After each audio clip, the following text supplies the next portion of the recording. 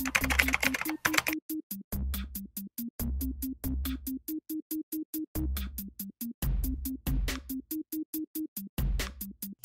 up mga kaibigan? Juicy TV here again and welcome back na naman dito sa panibagong videos dito mismo sa aking channel. So, kumusta naman ang buhay natin dyan? Na sana nga ay ayos na tayo mga kaibigan kung nasan ka man ngayon sa mundong ito. At kung bago ka pa nga dito sa aking channel ay inaanyayahan ko nga kayong mag-subscribe at i-click na rin ang notification bell nang sa ganun nga ay palagi kayong updated dito mismo sa mga videos na i-upload ko sa aking channel.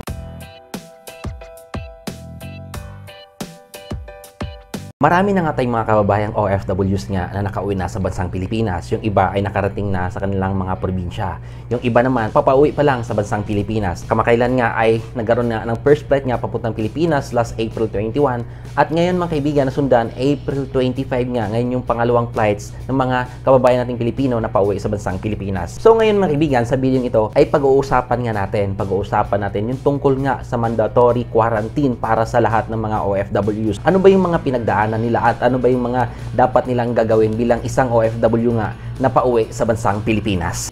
Hayaan nyo nga ako mga kaibigan, basahin sa inyo ay yung mga iilang hakbang na pwede nyong gawin o yung mga pwede nyong pagdaanan pagdating nyo sa Pilipinas pagdating sa mandatory quarantine. Ito nga yung una mga kaibigan, bago pa man sumakay ng eroplano ang mga pabalik na OFW ay sinusuri na sila sa bansang kanilang pinanggagalingan. Ang may sintomas ng COVID-19 ay hindi pa sasakayin ng eroplano at dadalhin sa medical facility. Ang walang sintomas naman ay makakasakay ng eroplano pauwi ng Pilipinas. Pagdating sa NAIA, ang mga OFW ay dadaan sa Rapid Antibody Test ng Bureau of Quarantine o BOQ. Ang mga makikitaan ng sintomas ng COVID-19 ay dadalhin sa bukod na quarantine facility. Ang mga walang sintomas naman ay dadalhin sa mga hotel o resort na may maayos na accommodation para sa 14-day mandatory facility-based quarantine. Ito naman mga kaibigan yung pangalawa.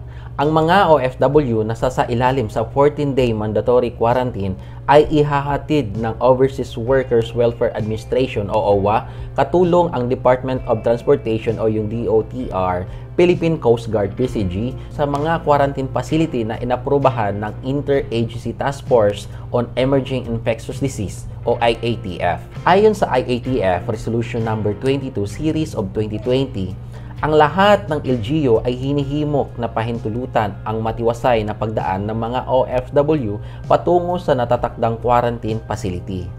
So mga kaibigan, ito naman yung pangatlo. Ang OWA ay nagbibigay ng food packs sa mga OFW na sumasailalim sa 14-day mandatory quarantine.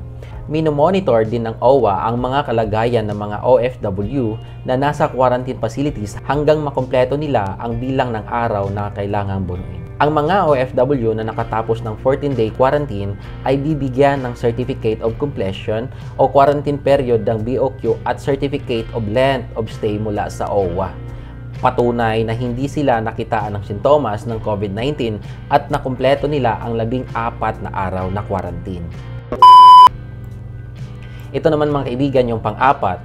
Ang mga OFW na nabigyan ng certificate ng BOQ at ng OWA ay ihahatid ng OWA, DOTR, or PCG sa kanilang mga probinsya.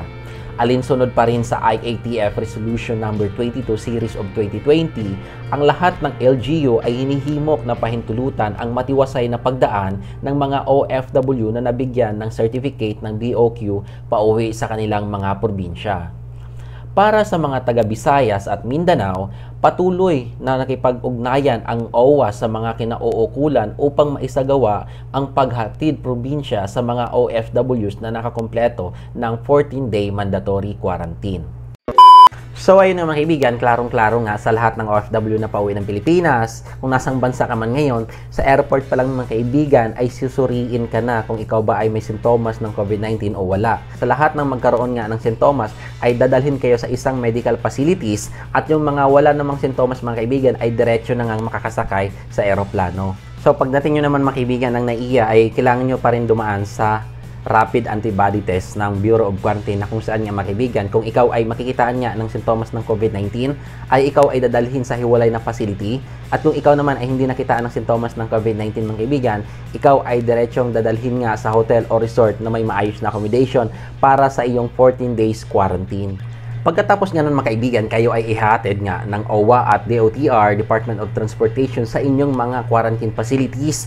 At hinihimok din dito mga kaibigan ang lahat ng LGUs na sana nga ay pahintulutan yung mga dadaan na OFW papunta sa mga quarantine facility. So nakasaad din dito mga kaibigan na kayo nga ay bibigyan ng food facts ng OWA at kayo ay minumonitor din nila sa loob ng 14 days hanggang sa matapos ito. Sa lahat nga ng OFW nga mga kaibigan na nakatapos nga ng 14-day quarantine at walang nakitang sintomas nga dito sa COVID-19, kayo ay magkakaroon nga ng isang certificate o katibayan nga mga kaibigan na kayo ay walang sintomas ng COVID-19 at kayo nga ay nakatapos sa 14 days quarantine na ibinigay nga ng Bureau of Quarantine. So ito mga kaibigan, magandang balita nga to sa lahat nga na nagkaroon nga o nabigyan nga ng certificate of completion ng 14 days quarantine, ay ihahatid nga kayo mga kaibigan sa inyong mga probinsya. Klarong-klaro yan, ihahatid kayo sa inyong mga probinsya.